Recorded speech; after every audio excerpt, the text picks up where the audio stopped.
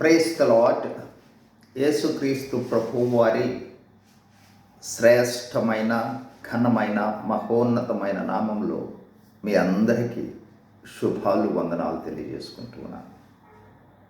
ప్రియ సహోదరి సహోదరులారా, ఈరోజు మన వీడియోలో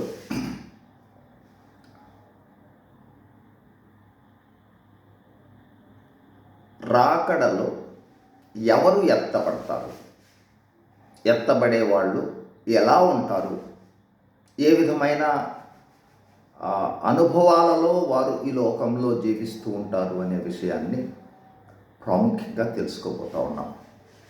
కొన్ని విషయాలు రాకడలో ఎత్తబడే వాళ్ళుకి ఉండవలసిన లక్షణాలు లేకపోతే ఉండే అనుభవాలు కొన్నింటిని ఈ వీడియోలో మనం చూద్దాం. మొట్టమొదటిదిగా రోమీలకు రాసిన పత్రిక 8వ అధ్యాయము 24వ వచనం ఏం తెలియజేస్తుందంటే, మనము నిరీక్షణ గలవారమై రక్షింపబడితిమి. క్రైస్తవులు అంటే నిరీక్షణ జనాంగము. మనము రక్షణలోనికి వచ్చిన ఉద్దేశము, మన నిరీక్షణ ఏమిటంటే యేసుక్రీస్తు ప్రభువు మధ్య ఆకాశంలోనికి వస్తాడు, అప్పుడు మనము రూపాంతరం చెందుతాము అనేది మన నిరీక్షణ. రక్షణ అనేది 3 దశలలో ఉందని, ఒకటి జస్టిఫికేషన్, నీతిమంతులుగా తీర్చబడుట, ఆ తర్వాత నీతిమంతులుగా తీర్చబడ్డ తర్వాత రెండవది శాంక్టిఫికేషన్ అంటే పరిశుద్ధులుగా జీవించుట, మూడవదిగా గ్లోరిఫికేషన్ మహిమీకరణ, యేసుక్రీస్తు ప్రభు యొక్క మహిమలో ప్రవేశించుట. ఎప్పుడైతే ఆయన రాకడ వస్తుందో అప్పుడు ఆ రాకడలో మహిమలో ప్రవేశించటంతో ఈ లోకంలో రక్షణకు సంబంధించిన అనుభవము పూర్తి అవుతుంది ఈ లోకంలో. ఇక తర్వాత ఇప్పుడు జ్ఞాపకం చేసుకోబోతూ ఉన్న విషయం ఏంటంటే, ఈ రాకడ లేదా ఈ నిరీక్షణను పౌలు భక్తుడు అంటాడు మహిమా నిరీక్షణ అంటాడు, శుభప్రదమైన నిరీక్షణ అంటాడు. అంటే క్రైస్తవులు పొందబోయే మహిమ అట్లాగే శుభప్రదమైన అంటే దీవెనకరమైన, ఆశీర్వాదకరమైన, మేలుకరమైన, శ్రేష్టమైన, అద్భుతమైన, ఆశ్చర్యకరమైన ఆ అనుభవమే ఈ రాకడలో మనము ఎత్తబడుట. కాబట్టి రాకడలో ఎత్తబడుట అనేది ఒక అద్భుతమైన, అరుదైన ఒక సంఘటన. ఎందుకంటే ఆ రాకడలో క్రైస్తవులమైన మనము ఎత్తబడే అనుభవాన్ని ఒకసారి గమనించినట్లయితే, యేసు ప్రభు మధ్య ఆకాశంలోనికి వచ్చినప్పుడు మనం అందరం కూడా మొదట మృతులైన వాళ్ళు, ఆ తర్వాత మనము యేసుక్రీస్తును పోలిన మహిమా శరీరాలు ధరించుకుంటాం. మేఘాల మీద మధ్య ఆకాశంలోనికి వెళ్ళి యేసుక్రీస్తు ప్రభువుతో ఉంటాం. దానితో ప్రారంభమైన అనుభవము యేసుక్రీస్తు ప్రభువుతో 7 ఏండ్ల కాలము మధ్య ఆకాశంలో ఉండి ఆయనతో పాటు సంతోషించి గొర్రెపిల్ల వివాహ ఉత్సవంలో పాల్గొని, ఆ తర్వాత యేసుక్రీస్తు ప్రభువుతో పాటు మేఘాల మీద భూమి మీదకు ఒలీవల కొండ మీదకు వస్తాం. ఒలీవల కొండ మీదకు వచ్చిన తరువాత 1000 ఏండ్ల పరిపాలనలో రాజులముగా, యాజకులముగా పరిపాలనలో ఉంటాం. ఆ తర్వాత 1000 ఏండ్లు గడిచిన తర్వాత క్రొత్త భూమి, క్రొత్త ఆకాశము, నూతన యెరూషలేము పట్టణము అనుభవంలోనికి వెళ్ళి నిత్యము ఆయనతో ఉండే ఆ అనుభవము, దేవునితో గడిపే అనుభవము. కాబట్టి ఈ ఈ అనుభవం అనేది మహిమీకరణ లేదా యేసు ప్రభు రాకడలో మనము ఎత్తబడటం అనేది లేదు, ఈ ఎత్తబడటకు సంబంధించిన శుభప్రదమైన నిరీక్షణ అనేది అద్భుతమైనది. ఈ అద్భుతమైన అనుభవంలోనికి వెళ్ళే గ్రహింపులోకి మనం వచ్చినట్లయితే ఎంతో మార్పు చెందిన అనుభవంలో ఈ లోకంలో క్రైస్తవులముగా జీవించే వాళ్ళంగా ఉండటం జరుగుతుంది. సరే, ఈ సమయంలో జ్ఞాపకం మనం అందరం కూడా క్రైస్తవులము అంటే మనందరి యొక్క నిరీక్షణ యేసు ప్రభువు వస్తాడు. ఆయన వచ్చినప్పుడు మనము ఎత్తబడతాము, ఆయన రూపంలో మార్చబడతాము, మధ్య ఆకాశంలో ఉంటాము, ఆయనతో పాటు సదాకాలము ఉంటాము అనేది మన నిరీక్షణ. కాబట్టి ఇప్పుడు ప్రశ్న, క్రైస్తవులం అయినంత మాత్రాన ఎత్తబడతామా? ఎత్తబడే వాళ్ళు లేదా ఆ మధ్య ఆకాశంలో రహస్య రాకడలో యేసు ప్రభువు వచ్చినప్పుడు ఎవరు ఇక్కడ నుండి మార్పు చెంది పైకి వెళ్తారు అనే విషయాలను గురించి, ఎలా ఉండాలి అనే విషయాన్ని గురించి, ఎవరు ఎత్తబడతారనే విషయాన్ని గురించి అనేక వచనాలు ఉన్నాయి. కానీ ఈ సమయంలో కొన్ని వచనాలను మాత్రమే మీ గమనంలోనికి తీసుకుని వెళ్తాను. మనము ఎత్తబడతామా? ఒకవేళ విడిచిపెట్టే ఆ గుంపులోకి వెళ్ళిపోతా ఉన్నామా అనే విషయం మనల్ని మనం చెక్ చేసుకోవటానికి కూడా ఈరోజు వర్తమానం ఎంతో ఉపయోగకారిగా ఉంటుంది, మనందరికీ ఆశీర్వాదకరంగా ఉంటుంది. కాబట్టి ప్రియ సహోదరి సహోదరులారా, జాగ్రత్తగా గమనించాలి. మొట్టమొదటిదిగా అంటే రాకడలో ఎత్తబడేవారు ఉండే అనుభవంలో మొదటిదిగా జ్ఞాపకం చేసుకుంటూ ఉన్నాం. చూడండి, మొదటిదిగా యోహాను సువార్త 4:3. మొదటిదిగా యోహాను సువార్త 4:3. అందుకు యేసు అతనితో, ఒకడు క్రొత్తగా జన్మించితేనే కానీ అతడు దేవుని రాజ్యమును చూడలేడని నీతో నిశ్చయముగా చెప్పుచున్నానెను. మొదటిదిగా నిజమైన రక్షణ అనుభవము లేదా క్రొత్తగా జన్మించిన అనుభవము లేదా నూతన జన్మ అనుభవము కలిగిన క్రైస్తవులు మాత్రమే దేవుని రాజ్యాన్ని చూస్తారు. చూడండి, మళ్ళీ చదువుతున్నాను. యేసు అతనితో, ఒకడు క్రొత్తగా జన్మించితేనే కానీ అతడు దేవుని రాజ్యమును చూడలేడని నీతో నిశ్చయముగా చెప్పుచున్నాను నేను. కాబట్టి నిజమైన రక్షణ అనుభవంలోనికి వచ్చిన వారు, నూతన జన్మ అనుభవం కలిగిన వారు, క్రొత్తగా జన్మించిన అనుభవం కలిగిన వారు ఆ రాజ్యాన్ని స్వతంత్రించుకుంటారు. కావున వారు ఎత్తబడే అనుభవంలో ఉంటారు. ఇప్పుడు ఈ నిజమైన రక్షణ అనుభవం అంటే ఏంటి, నూతన జన్మ అనుభవం అంటే ఏంటి అనే విషయాన్ని పేతురు భక్తుడు చెప్పాడు. యేసు ప్రభు చెప్పిన వాక్యాన్ని కూడా ఈ సమయంలో జ్ఞాపకం చేస్తాను. చూడండి, పేతురు భక్తుడు చెప్పిన వాక్యాన్ని అపోస్తలుల కార్యములు 2వ అధ్యాయము 38వ వచనం. పేతురు, మీరు మారు మనస్సు పొంది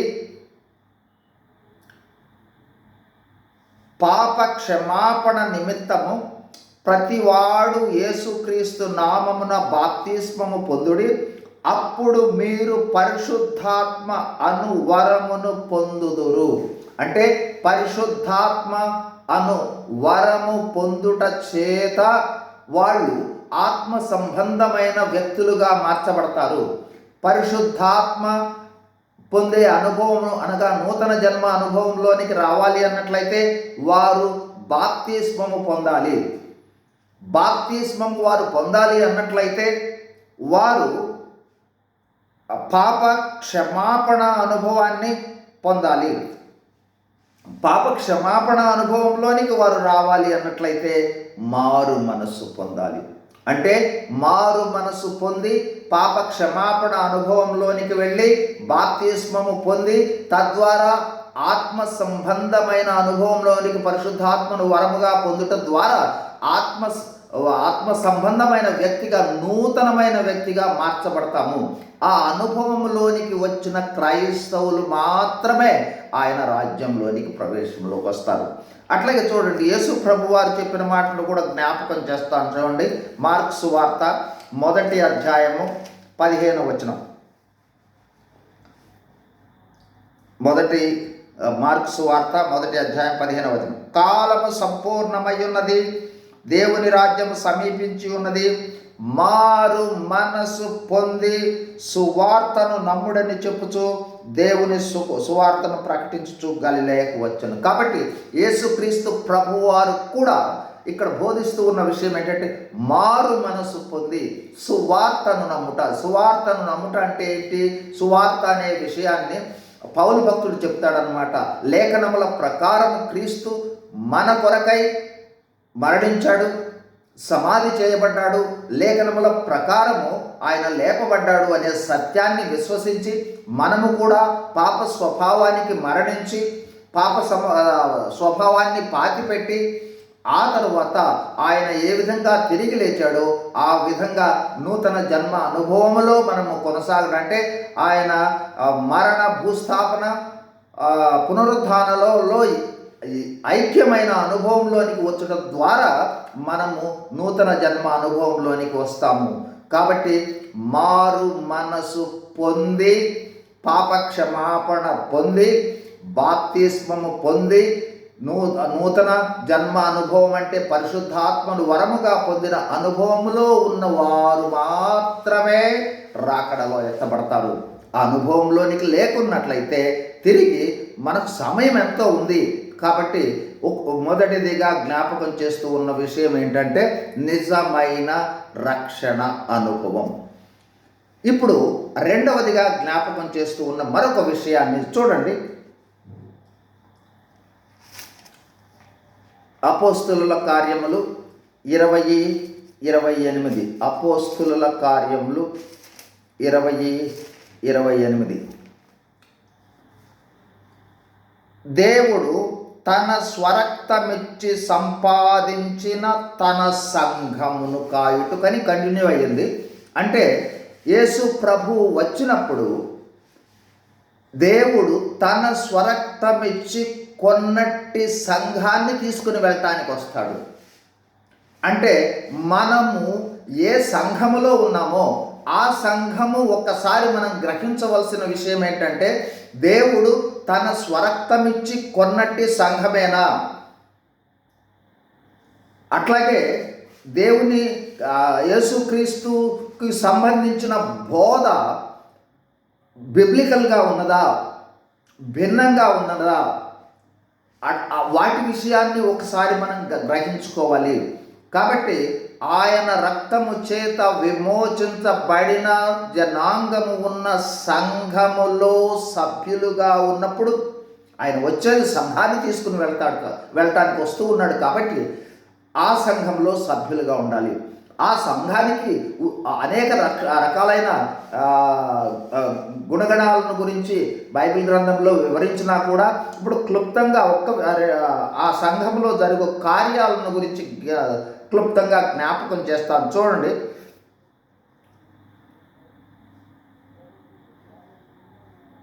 అపోస్తుల కార్యములు 2వ అధ్యాయము 42వ వచనం. ఆ సంఘంలో ఏమేమి ఉండాలి అనే విషయం అక్కడ కనిపిస్తుంది. వీరు అపోస్తుల బోధయందును సహవాసమందును రొట్టె విరుచుట యందును ప్రార్థన చేయుట యందును ఎడతెగక ఉండిరి. ప్రారంభ సంఘ స్థాపన అనుభవంలో చెప్పిన 4 పిల్లర్స్ని ఇక్కడ జ్ఞాపకం చేస్తున్నాం. 1, ఆ సంఘములో అపోస్తుల బోధ ఉండాలి. 2, రొట్టె విరుచుట ఉండాలి. 3వది సహవాసము. సహవాసం అంటే పరిశుద్ధుల సహవాసము, దేవుని సహవాసం కలిగి ఉండాలి. చివరిగా ప్రార్థన యందు ఎడతెగక ఉండే అనుభవంలో ఉన్న సంఘాన్ని తీసుకుని వెళ్ళటానికి వస్తూ ఉన్నాడు. ఇంకొక విధంగా చెప్పాలి అన్నట్లయితే క్రీస్తు సంఘం అనేది క్రీస్తుకు సాదృశ్యము. సంఘం అనేది క్రీస్తు శరీరానికి సాదృశ్యము.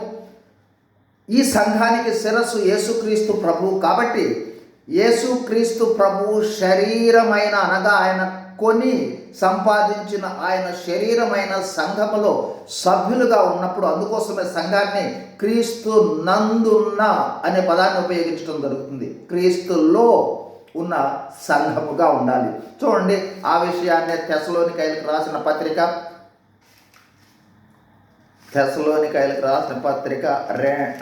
4వ అధ్యాయము 16-17 వచనాలు.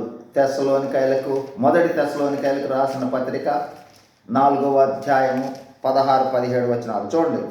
ఆర్భాటముతోనూ ప్రధాన దూత శబ్దముతోనూ దేవుని బూరతోనూ పరలోకము నుండి ప్రభువు దిగివచ్చును. క్రీస్తు నందుండి మృతులైన వారు మొదట లేతురు.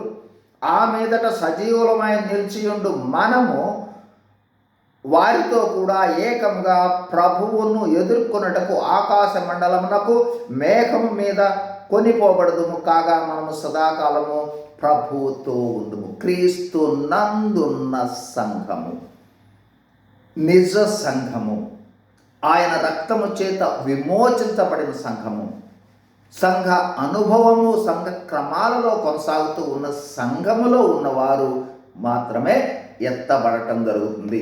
రెండవది. తర్వాత మూడవ చూడండి, మత్తయి సువార్త 5వ అధ్యాయము,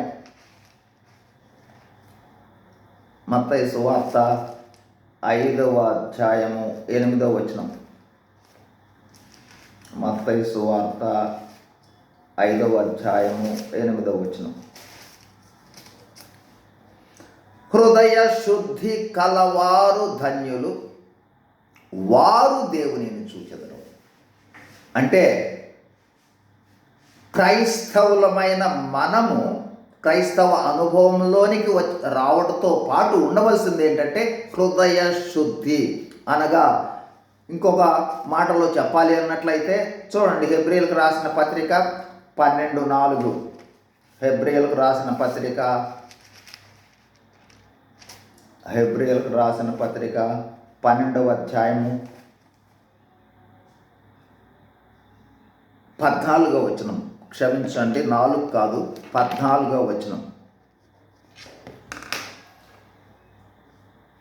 అందరితో సమాధానమును పరిశుద్ధతను కలిగి ఉండ ప్రయత్నించుడి.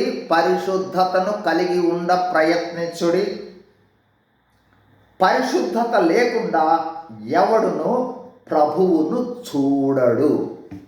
కాబట్టి ఇక్కడ తెలియబడుతూ ఉన్న విషయం ఏంటంటే పరిశుద్ధత కలిగి జీవించుట ద్వారా మనము రాకడలో ఎత్తబడే వాళ్ళంగా ఉండటం జరుగుతుంది. కాబట్టి మన జీవితము పరిశుద్ధమైన జీవితము జీవించే అనుభవంలో ఉండాలి, పరిశుద్ధత కలిగి ఉన్నవారు.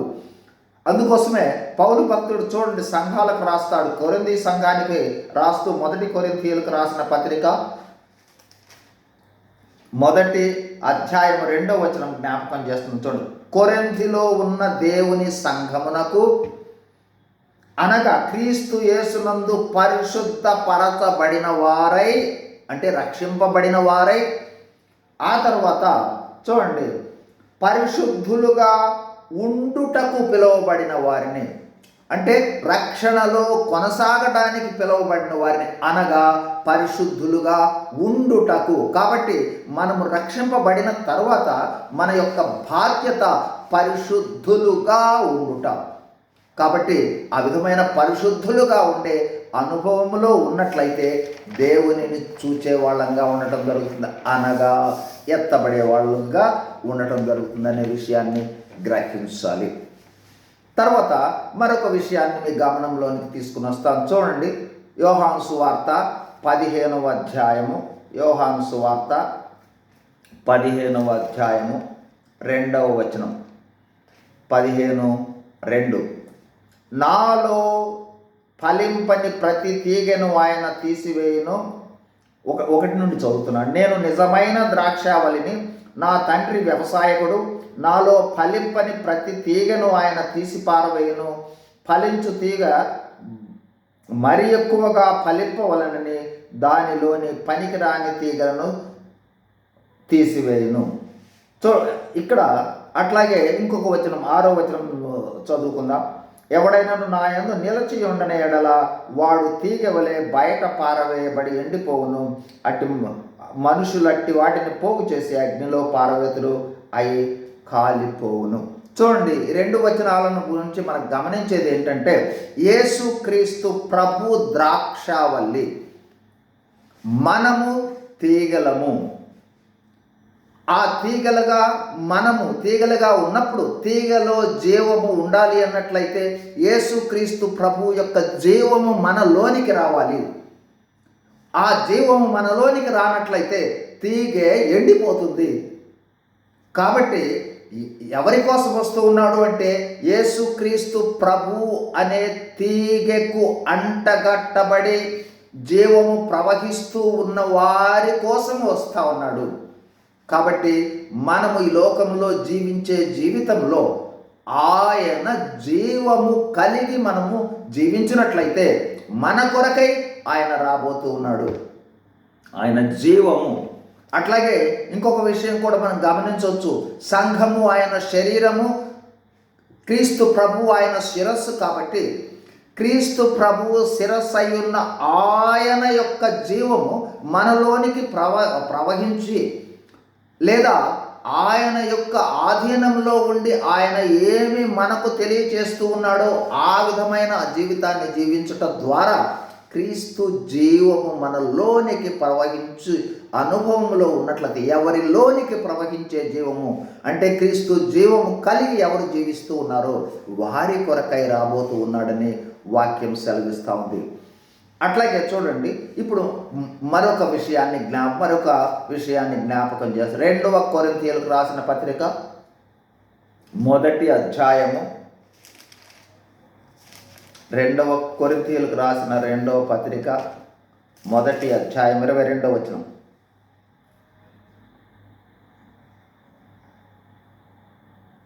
ఆయన మనకు ముద్ర వేసి మన హృదయములలో మనకు ఆత్మ అను సంచకరువును అనుగ్రహించి ఉన్నాడు. గమనించండి, ఆయన మనకు ముద్ర వేసి అంటే ఆత్మ అను సంచకరువును అనుగ్రహించి ఉన్నాడు. అంటే ఆత్మ అనే గ్యారంటీ ద్వారా మనకు ఆత్మ అనుభవంలో అంటే ఆత్మ చేత ముద్ర వేశాడు అనమాట.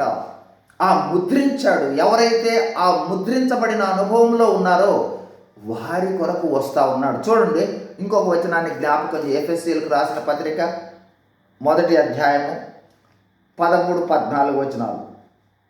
మీరు సత్యవాక్యమును అనగా మీ రక్షణ సువార్తను విని క్రీస్తునందు విశ్వాసముంచి వాగ్దానము చేయబడిన ఆత్మచేత ముద్రించబడితిరి. కాబట్టి రక్షణ అనుభవంలోనికి రాగానే ఆత్మ అనే అనుభవం చేత ఆయన ఏం చేస్తూ ఉన్నాడు? ముద్రించాడనమాట. అట్లాగే తర్వాత కంటిన్యూషన్ చూడండి, 14వ వచనం. దేవుని మహిమకు కీర్తి కలుగుటకై ఆయన సంపాదించుకున్న ప్రజల విమోచన కలుగు నిమిత్తము ఈ ఆత్మ మన స్వాస్థ్యమునకు సంచకరువుగా ఉన్నాడు. కాబట్టి ఆయన ముద్రించాడు. ఈ ఆత్మ మన విమోచనకి, విమోచించబడటం అంటే రాకడలో మార్పు చెందటం. కాబట్టి ఈ విమోచనకు సంచకరువు, గ్యారెంటీ. కాబట్టి ఆత్మ గ్యారెంటీ ఇస్తూ ఉంది. ఆత్మ చేత ముద్రింపబడిన అనుభవంలో ఉన్న వారి కొరకు ఆయన రాబోతూ ఉన్నాడు. కాబట్టి ఆ అనుభవంలో మనమందరము ఉండవలసిన అవసరత అనేది ఉన్నది. ఇక తర్వాత చూడండి, మరొక విషయాన్ని జ్ఞాపకం చేస్తాను. తిమోతికి రాసిన 2వ పత్రిక, 2వ తిమోతి పత్రిక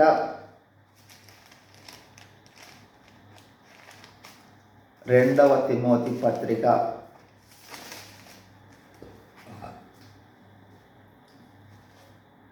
రెండవ అధ్యాయము 19వ వచనంలో మధ్య ఒక మాట ప్రాముఖ్యంగా చదువుతూ ఉన్నాను. ఆయన ఈ వచనమంతా చదివి మధ్య వచనాన్ని మీకు హైలైట్ చేస్తాను. ఆయనను దేవుని యొక్క స్థిరమైన పునాది నిలకడగా ఉన్నది, ప్రభువు తన వారిని ఎరుగును అనునదియు, ప్రభువు నామమును ఒప్పుకొను ప్రతివాడును దుర్నీతి నుండి తొలగిపోవలెను అనునదియు దానికి ముద్రగా ఉన్నది. ఇక్కడ మరొక విషయము మనం గమనించినట్లయితే, ప్రభువు తన వారిని ఎరుగును. కాబట్టి ప్రభువుకు తెలుసు ఎవరెవరు ఎత్తబడాలో, వారందరి గురించిన అవగాహన క్లియర్గా ఉంది. చాలాసార్లు అనుకుంటాము ప్రభువు మనందరికీ ప్రభువు తెలుసు, మనందరం ప్రభువుని గురించి ప్రార్థన చేస్తాము. ఇప్పుడు ప్రశ్న ఏంటంటే, ప్రభువు మనలను ఎరిగి ఉన్నాడా? ఎరిగిన అనుభవంలో ఉన్నాడా?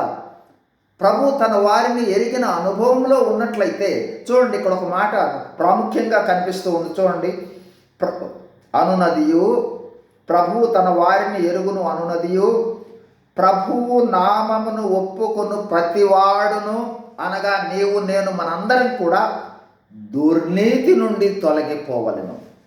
దుర్నీతి నుండి తొలగిపోయే అనుభవంలో ఉండటం ద్వారా మనము ప్రభువు చేత ఎరగబడే వాళ్ళంగా ఉండటం జరుగుతుంది. ఒకవేళ మనము ప్రభువుని ఎరిగి అనేక సమయాలలో ప్రార్థన ద్వారా ఇంకొక విధంగా ప్రభు వద్దకు వెళ్ళే అనుభవము ఎంత ఉన్నా కూడా ఆయన మనలను ఎరగాలి అన్నట్లయితే దుర్నీతి లేని అనుభవంలో ఉండాలి. కాబట్టి ఆ ఎరిగిన అనుభవంలోనికి వెళ్ళటం అనేది ప్రాముఖ్యమైన విషయం. అట్లాగే చూడండి, మరొక వాక్యాన్ని కూడా చూపిస్తాను. యోహాను సువార్త 10వ అధ్యాయము 3-4 వచనాలు. యోహాను సువార్త 10వ అధ్యాయము 3-4 వచనాలు. అతనికి ద్వారపాలకుడు తలుపు తీయును, గొర్రెలు అతని స్వరము వినును. 2 నుండి చదువుతున్నాం చూడండి. ద్వారమున ప్రవేశించువాడు గొర్రెల కాపరి, అతనికి ద్వారపాలకుడు తలుపు తీయును, గొర్రెలు అతని స్వరము వినును. అతడు తన సొంత గొర్రెలను పేరు పెట్టి పిలిచి వాటిని వెలుపలికి నడిపించును. మరియు అతడు తన సొంత గొర్రెలన్నింటినీ వెలుపలికి నడిపించినప్పుడల్లా వాటిని ముందుగా నడుచును. గొర్రెలు అతని స్వరం ఎరుగును గనుక అవి అతనిని వెంబడించును. ఈ వాక్యంలో మనం గమనించవలసిన ప్రాముఖ్యమైన విషయం ఏంటంటే, అతడు తన సొంత గొర్రెలను పేరు పెట్టి పిలిచి వాటిని వెలుపలికి నడిపించును. అంటే తన గొర్రెలు ఏమైనా ఉన్నాయో, గొర్రెల కాపరి యేసుక్రీస్తు ప్రభువు వారు తన రక్తము చేత విమోచించిన వాళ్ళు ఎవరెవరున్నారో వారందరిని కూడా ఆయన ఎరుగును. ఆయనకు తెలుసు, పేరున తెలుసు. కాబట్టి ఈ సమయంలో జ్ఞాపకం చేసుకుంటూ ఉన్న విషయం ఏంటంటే, మనము ప్రభు చేత ఎరగబడిన వాళ్ళంగా ఉన్నామా లేదా అనే దాని మీద మనము ఎత్తబడే వాళ్ళగా ఉండటం జరుగుతుంది. కాబట్టి ఆ విధమైన గ్రహింపు కూడా మనకు అవసరం అవుతుంది. తర్వాత చూడండి, మత్తయి సువార్త 7వ అధ్యాయం 21వ వచనం. మత్తయి సువార్త 7వ అధ్యాయము 21వ వచనం.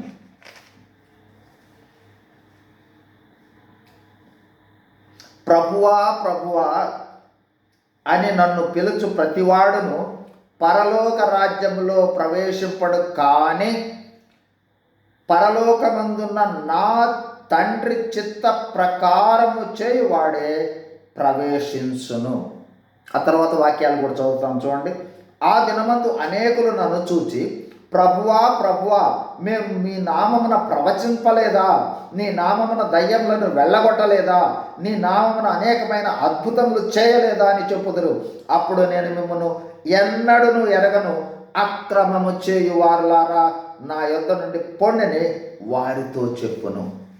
చూడండి ఎంత ప్రాముఖ్యమైన మాటలు ఇక్కడ.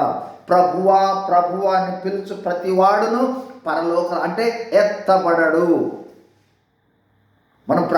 నేను ప్రార్థన చేస్తున్నాను కదా, నేను దేవుని పరిచర్యలో ఉన్నాను కదా, లేదా నేను నా ద్వారా ఆశ్చర్యకార్యాలు జరిగినాయి, లేదా నేను ప్రార్థన చేయడం ద్వారా స్వస్థతలు జరిగినాయి, మేళ్ళు జరిగినాయి, ఆశీర్వాదాలు జరిగినాయి అని అనుకుని ఒకవేళ అదే అంటూ ఉన్నాడు. చూడండి, ప్రభువా నేను నీ మా నామమున ప్రవచించలేదా? నీ నామమున దయ్యమును వెళ్ళగొట్టలేదా? నీ నామమున అనేకమైన అద్భుతములు చేయలేదా అని చెప్పుదురు. అప్పుడు నేను మిమ్మల్ని ఎరుగను, అక్రమము చేయువారులారా. అంటే రెండు విషయాలు ఇక్కడ చూపిస్తా ఉన్నాడు. చూడండి, నా తండ్రి చిత్త ప్రకారము చేయువాడే ప్రవేశించును. కాబట్టి దేవుని చిత్తములో ఉండి మనము చేసే ప్రతి పని కూడా ఆయన దగ్గర కౌంట్ అవుతుంది. దేవుని చిత్తము తెలుసుకొని చేసే పని ఇక్కడ మనకు తెలిసేది అంటే క్రమము కలిగిన పరిచర్య. కాబట్టి చాలాసార్లు మనము మందిరానికి వెళుతున్నాం కదా ఎత్తపడతామేమో అనుకుంటాం, ప్రార్థన చేస్తున్నాం కదా ఎత్తపడుతున్నామేమో అనుకుంటాం, వాక్యం చెబుతున్నాను కదా ఎత్తపడుతున్నానేమో అనుకుంటాం, అనేక విధాలుగా దేవుని యొక్క సేవలో పాల్గొంటున్నాం కదా ఎత్తపడతా ఉన్నాం. అయితే ఇక్కడ గమనించవలసినది ఆయన చిత్తమేనా, దేవుని చిత్తములో ఉన్న పరిచర్య, స్వచిత్తములో ఉన్న పరిచర్య అనేది ప్రాముఖ్యమైన విషయం. దేవుని చిత్తములో ఉన్న పరిచర్య క్రమము కలిగిన పరిచర్య, దేవుని చిత్తములో లేని పరిచర్య అక్రమమైన పరిచర్య. అదే విషయాన్ని మరొక చోట కూడా లూకాసు వార్తలో కూడా వ్రాయడం జరుగుతుంది.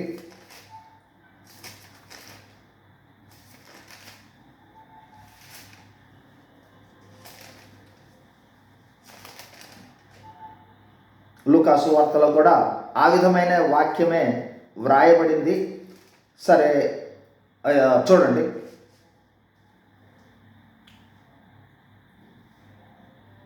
13వ అధ్యాయం 23 చదువుతుంది. ఒకడు ప్రభువా రక్షణ పొందువారు కొద్దిమందేనా అని ఆయన అడుగా, ఆయన వారిని చూచి ఇరుకు ద్వారమున ప్రవేశింప పోరాడుడి, అనేకులు ప్రవేశింపదూతురు కానీ వారి వలన కాదని మీతో చెప్పుచున్నాను. ఇంటి యజమానుడు లేచి తలుపు వేసిన తర్వాత మీరు వెలుపల నిలిచి తలుపు తట్టి అయ్యా మాకు తలుపు తీయమని చెప్పున ఆరంభించినప్పుడు ఆయన మీరు ఎక్కడి వారే మిమ్మల్ని ఎరుగునని ఉత్తరము మీతో చెప్పును. అప్పుడు మీరు నీ సముఖమునందు మేము తిని త్రాగుచుంటిమే, నీవు మా వీధులలో బోధించిదివే అని చెప్పసాగుదురు. అప్పుడు ఆయన మీరెక్కడి వారో మిమ్మును ఎరగను అని మీతో చెప్పుచున్నాను, అక్రమము చేయు మీరందరూ నా యొద్ద నుండి తొలగిపోండని చెప్పును. కాబట్టి అక్రమము అయిన పరిచర్య అంటే దేవుని చిత్తములో లేకుండా చేసే పరిచర్యలు కానీ పనులు కానీ జీవితము కానీ వీటి వలన మనము ఈ దేవుని రాకడలో ఎత్తబడే వాళ్ళంగా ఉండము. కాబట్టి ఆ విధమైన దేవుని రాకడలో ఎత్తబడటానికి దేవుని చిత్తాన్ని గ్రహించి, ఇదే చాలా ప్రాముఖ్యమైనది. యేసుక్రీస్తు ప్రభు ఎల్లప్పుడూ దేవుని చిత్తం చేశాడు. కాబట్టి ఆ విధంగానే మనం కూడా దేవుని చిత్తాన్ని ఎరిగి, దేవుని చిత్తాన్ని ఎరగటానికి అనేక మార్గాలు ఉన్నాయి. దాంట్లో ప్రాముఖ్యమైన మార్గము దేవుని సన్నిధిలో ప్రార్థించటం కాక రెండవది వాక్యము అయిన యేసుక్రీస్తు ప్రభు వారిని ఎంతగా ఎరిగితే అంతగా మనకు దేవుని చిత్తం తెలుస్తుంది. అట్లాగే మూడవదిగా మనలో ఉన్న పరిశుద్ధాత్మ కూడా నడిపించే విధంగా ఇంకా కొన్ని రకాలైన అనుభవాలు ఉన్నాయి. అయితే దేవుని చిత్తాన్ని ఆ విధంగా దేవుని సన్నిధిలో ఉండి కనిపెట్టి మనం చేసినట్లయితే రాకడలో ఎత్తబడే వాళ్ళంగా ఉంటాము. క్రమమైన పరిచర్య, క్రమమైన అనుభవంలో ఉంటాం. దానికే చూడండి, క్రమముగా ఎవరుంటారు అంటే ఇక్కడ ప్రాముఖ్యమైన విషయము గలతీయులకు రాసిన పత్రికలో 5వ అధ్యాయం 25వ వచనం, మనము ఆత్మననుసరించి జీవించు వారమైతిమా, ఆత్మను అనుసరించి క్రమముగా నడుచుకొందుము. కాబట్టి అంటే మనలో ఉన్న ఆత్మ మనకు బోధించే విధంగా జీవించే అనుభవములో ఉండటమే క్రమము. కాబట్టి మనలో ఉన్న పరిశుద్ధాత్మ అధీనంలోనికి వెళ్ళి ఆ పరిశుద్ధాత్మ సహాయం చేత దేవుని చిత్తాన్ని ఎరిగి మనము జీవించినట్లయితే క్రమమైన జీవితము, తత్ఫలితంగా మనము రాకడలో ఎత్తబడే అనుభవము కలిగిన వారముగా ఉండటం జరుగుతుంది. ఇక్కడ ప్రాముఖ్యంగా జ్ఞాపకం చేస్తూ ఉన్న విషయం ఏంటంటే ఆత్మ చేత నడిపింపు. మీరు గమనించినట్లయితే మత్తయి సువార్త 25వ అధ్యాయం మొదటి 11 వచనాలలో 10 మంది కన్యకుల విషయంలో కూడా మనం గమనించినట్లయితే ప్రాముఖ్యంగా కనిపించే విషయం ఏంటంటే ఈ పరిశుద్ధాత్మ విషయమే కనిపిస్తుంది. చూడండి, ఒకసారి నేను చదివి చూపిస్తాను. మత్తయి సువార్త 25వ అధ్యాయంలో 6వ వచనం నుంచి చదువుతుంది. అర్ధరాత్రి వేళ ఇదిగో పెండ్లి కుమారుడు అతన్ని ఎదుర్కొన్న రండి అని కేక వినపడెను. అప్పుడు కన్యకలందరూ లేచి తమ దివిటీలను చక్కపరిచిరి. కానీ బుద్ధి లేని కన్యకలు, మా దివిటీలు ఆరిపోవచ్చున్నవి గనుక మీ నూనెలలో కొంచెము మాకీయుడని బుద్ధిగల వారిని అడిగిరి. అందుకు బుద్ధిగల కన్యకలు, మాకును మీకును ఇది చాలదేమో, మీరు అమ్మివాని వద్దకు పోయి కొనుక్కొనుడని చెప్పిరి. వారు కొనబోచుండగా పెండ్లి కుమారుడు వచ్చెను. అప్పుడు సిద్ధపడి ఉన్నవారు, అనగా సిద్ధపడుట అంటే పరిశుద్ధాత్మ నూనె కలిగి ఉన్నవాళ్ళు, నూనె సమృద్ధిగా కలిగిన వాళ్ళు పెండ్లి కుమారునితో వెళ్ళిపోయారు. సిద్ధపడుట అంటే నూనెను కలిగి ఉండుట. సిద్ధపడుట అంటే నూనె పరిశుద్ధాత్మకు సాదృశ్యము, అనగా పరిశుద్ధాత్మ ఆధీనంలో ఉండుట, పరిశుద్ధాత్మతో నింపబడి ఉండుట, పరిశుద్ధాత్మ అనుభవంలో ఆ పరిశుద్ధాత్మ తెలియచేసి ఆధీనంలోనికి వెళ్ళి పరిశుద్ధాత్మ తెలియచేసిన దేవుని చిత్తం ప్రకారం ఈ లోకంలో జీవించటం ద్వారా, లేదా మనం పరిచర్య చేయడం ద్వారా, పరిచారకులమైతే పరిచర్య చేయడం ద్వారా, లేదా మనకు దేవుడు ఏ పని అప్పగించాడో ఆ పని చేయటం కూడా దేవుని చిత్త ప్రకారం చేసే అనుభవంలో ఉన్న వారు మాత్రమే రాకడలో ఎత్తబడేవారుగా ఉండటం జరుగుతుంది. తర్వాత చూడండి, మరొక వచనాన్ని మీ గమనంలోనికి తీసుకుని వస్తాను. యోహాను సువార్త 6వ అధ్యాయము, యోహాను సువార్త 6వ అధ్యాయము 53, 54 వచనాలు. 53, 54 వచనాలు. కావున యేసు ఇట్లనెను, మీరు మనుష్య కుమారుని శరీరము తిని ఆయన రక్తము త్రాగితేనే కానీ మీలో మీరు జీవము గలవారు కారు.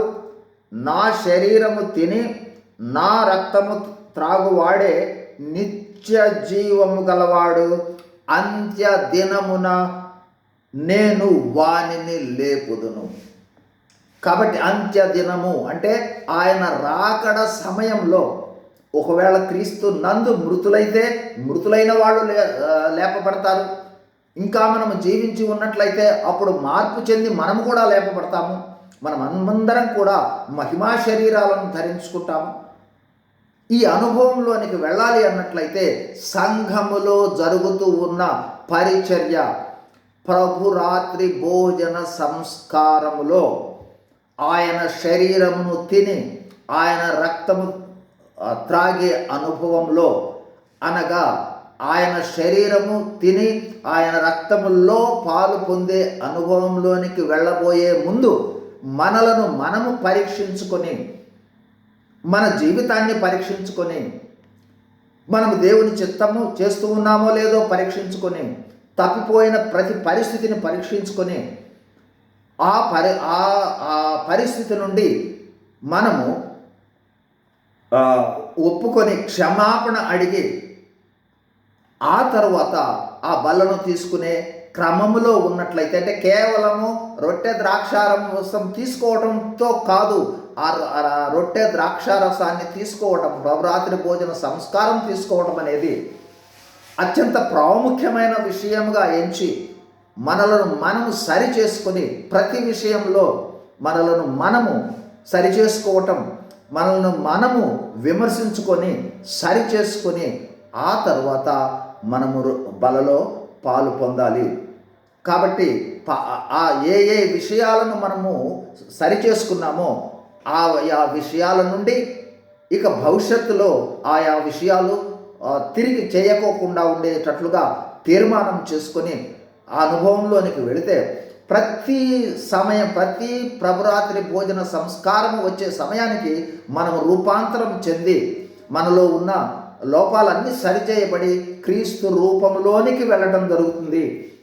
ఆ విధమైన అనుభవంలోనికి వెళుతూ ఒకానొక సమయంలో క్రీస్తు వలెనే మారిపోవటం జరుగుతుంది.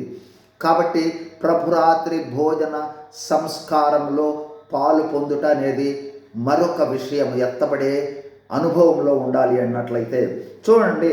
అదే విషయాన్నే అపోస్తుల కార్యంలో ఇంతకుముందు చదువుకున్న వాక్య భాగమే మళ్ళీ జ్ఞాపకం చేస్తాను. అపోస్తుల కార్యములు 2వ అధ్యాయము 42వ వచనం. వీరు అపోస్తులుల బోధయందును సహవాసమందును రొట్టె విరుచుటయందును, అనగా ఆయన శరీరము రక్తమైన ఆ రొట్టె ద్రాక్షారసాన్ని సేవించుటయందును ప్రార్థన చేయుటయందును ఎడతెగక ఉండిరి. ఏదో ఒక సమయంలో నేను ఆ ప్రభురాత్రి భోజన సంస్కారం తీసుకున్నానులేని ఎడతెగక కంటిన్యూస్గా సరి చేసుకోవాల్సిందే, సరి చేసుకుంటూ ఉండాల్సిందే. కాబట్టి ఈ అనుభవంలో ఉన్నవారు ఎత్తబడే అనుభవంలోనికి వస్తారు.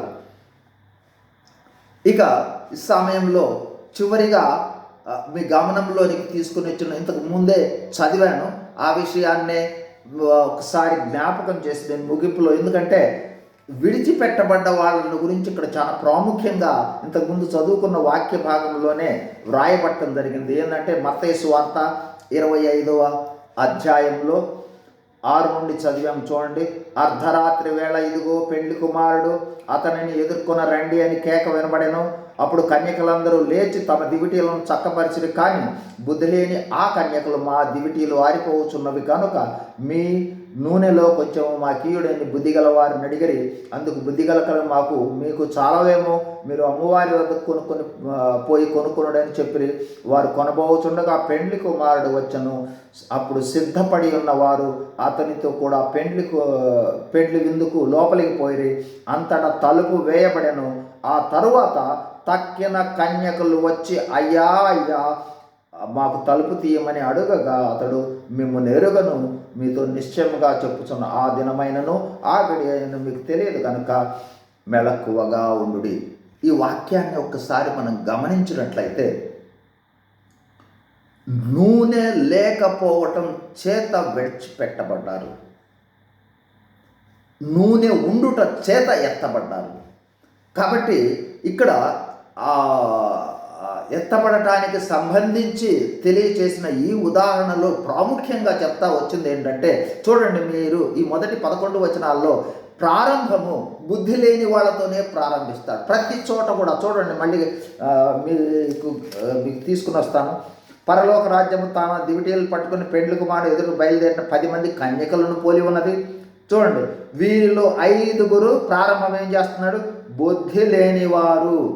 తర్వాత వచనం చూడండి 3, బుద్ధి లేనివారు తమ దివిటీలను పట్టుకొని.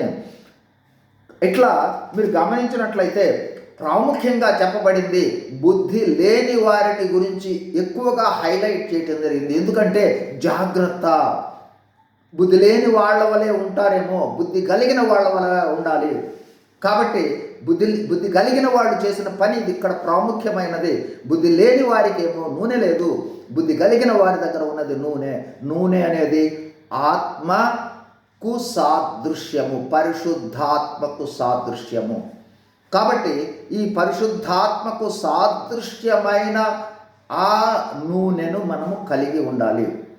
అందుకే పౌలు భక్తుడు చెప్తాడు, ఎఫెసీయులకు రాసిన పత్రిక 5వ అధ్యాయము 18వ వచనంలో అంటాడు, అయితే ఆత్మ పూర్ణులయ్యుండుడి. చాలా ప్రాముఖ్యమైన విషయం, ఆత్మతో నింపబడి ఉండాలి. ఆత్మ ఆధీనంలోనికి మన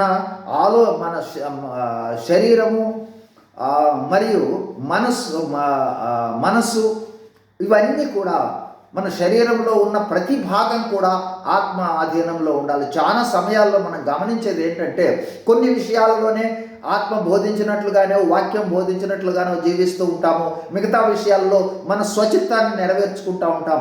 అట్లా కాదు. ఆత్మతో నింపబడి, ఆత్మతో మనము ఆవరించబడి ఉండాలి ఎల్లప్పుడూ. ఆత్మ ఆధీనంలో ఉండి ప్రతి పనిని చేయాలి. ఆత్మకు ఒక స్వరం ఉంది, ఆత్మ మాట్లాడుతుంది. నీవు ఇదిగో కుడి ప్రక్కకు ఎడమ ప్రక్కకు వెళ్ళినట్లయితే ఇటు కాదు అని చెప్పే ఆ స్వరము, ఆత్మ స్వరాన్ని వినే అనుభవంలో ఉండాలి. ఆత్మతో ఎల్లప్పుడూ నింపబడే అనుభవంలో ఉండాలి. ఈ విధంగా ఆత్మాధీనములో ఉండి ఆత్మను కలిగి ఉన్న క్రైస్తవులు ఎత్తబడతారనే విషయాన్ని గురించి ఈ 10 మంది కన్యకల ఉపమానం తెలియజేస్తుంది. కాబట్టి ప్రాముఖ్యమైన విషయాన్ని మన గమనంలో తీసుకున్న విషయం ఏంటంటే, ఆత్మతో నింపబడాలి, ఆత్మ ఉన్న గ్రహింపుతో ఉండాలి, ఆత్మ ఆధీనంలోనికి వెళ్ళాలి, ఆత్మ నింపుదల ఉండాలి, ఆత్మ అనుభవంలో జీవించాలి, నడిపించబడాలి. ఆ తర్వాత ఇంకొక విషయాన్ని జ్ఞాపకం చేస్తాం. చూడండి, ప్రకటన గ్రంథము 22వ అధ్యాయం ముగింపు వాక్యాన్ని జ్ఞాపకం చేస్తా ఉన్నాం. చూడండి, 21వ వచనం, ప్రభువైన యేసు కృప పరిశుద్ధులకు తోడయుండునుగాక. కృప పరిశుద్ధులకు తోడయుండునుగాక అంటే కృప మనము పొందే అనుభవములో ఉండాలి. మీరు గమనించినట్లయితే పౌలు భక్తుడు రాసిన ప్రతి పత్రిక కూడా, దాదాపు అన్ని పత్రికలు కృపతో ప్రారంభమై కృపతోనే ఎండ్ అవుతుంది. కాబట్టి ఈ కృప పొందే అనుభవంలో మనము నిరంతరము ఉండేవాళ్ళంగా ఉండాలి. కాబట్టి చూడండి, ఈ కృప మనకు ఎట్లా లభ్యమవుతుంది అంటే, మొదటి పేతురు రాసిన మొదటి పత్రిక 5:5 మధ్య చివరి వాక్యం చదువుతున్నానండి. దేవుడు అహంకారులను ఎదిరించి దీనులకు కృప అనుగ్రహించును. కాబట్టి క్రైస్తవులమైన మనము యేసుక్రీస్తు ప్రభువు ఏ విధంగా దీనత్వము కలిగిన జీవితాన్ని తగ్గించుకొని జీవించాడో ఆ విధమైన దీనత్వమైన జీవితాన్ని కలిగి ఉండే అనుభవంలో వెళ్ళవలసిన వాళ్ళంగా ఉండటం జరుగుతుంది. ఎందుకంటే చివరికి కృప మనకు తోడై ఉండాల్సిన అవసరత ఎంతైనా ఉంది. కాబట్టి ఈ సమయంలో జ్ఞాపకం చేస్తూ ఉన్న విషయం ఏంటంటే, చూడండి, ఆఖరిగా ఒక విషయాన్ని మీ గమనంలోనికి తీసుకుని వచ్చి నేను ముగించేస్తాను. చివరిగా ఎత్తబడకపోయినట్లయితే అది ఎలాంటి పరిస్థితి అని కొరింథీయులకు రాసిన మొదటి పత్రిక 15వ అధ్యాయంలో వ్రాయబడిన మాట, 19వ వచనం, ఈ జీవిత కాలము మట్టుకే మనం క్రీస్తునందు నిరీక్షించు వారమైన ఎడల మనుషులందరికంటే దౌర్భాగ్యులమై ఉందుము. అంటే కేవలము ఈ జీవితం మట్టుకే మనము యేసు ప్రభువును నిరీక్షిస్తే మనుషులందరికన్నా దౌర్భాగ్యులం. కాబట్టి ఎత్తబడకపోయినట్లయితే నిజమైన అనుభవము, నిజమైన మహిమ, నిజమైన జీవితము, మనము జీవించబోయే అద్భుతమైన స్థానము, మహిమ, ఆ పరలోకంలో పొందే స్వాస్థ్యాన్ని పోగొట్టుకుంటాం. అది అక్కడికి వెళ్ళిన తర్వాత మాత్రమే మనం తెలుసుకోగలిగినది. ఆ అనుభవంలో ఉండాలి అన్నట్లయితే ఇప్పుడు మనం చదువుకున్న వాక్య భాగాల ప్రకారం ఎవరైతే ఎత్తబడతారో ఆ అనుభవంలో ఉండాలి. ఒకవేళ ఆ అనుభవాలలో ఎక్కడైనా తప్పిపోయిన వాళ్ళంగా ఉన్నట్లయితే మనము ఈరోజే సరి చేసుకుందాం, రాకడ కొరకై సిద్ధపడి ఉందాం. రాకడలో ఎత్తబడే నిశ్చయతను కలిగి ఉండుట అనేది విశ్వాసులముగా, క్రైస్తవులంగా మనకు ప్రాముఖ్యమైన విషయము. ఆ విధంగా మన అందరినీ సిద్ధపరచునుగాక ప్రార్థన చేసుకుందాం. పరిశుద్ధుడు అయిన మా ప్రియ పరలోక తండ్రి, మీరు ఇచ్చిన శ్రేష్టమైన యేసుక్రీస్తు ప్రభు వారి శ్రేష్టమైన నామంలో స్తోత్రాలు.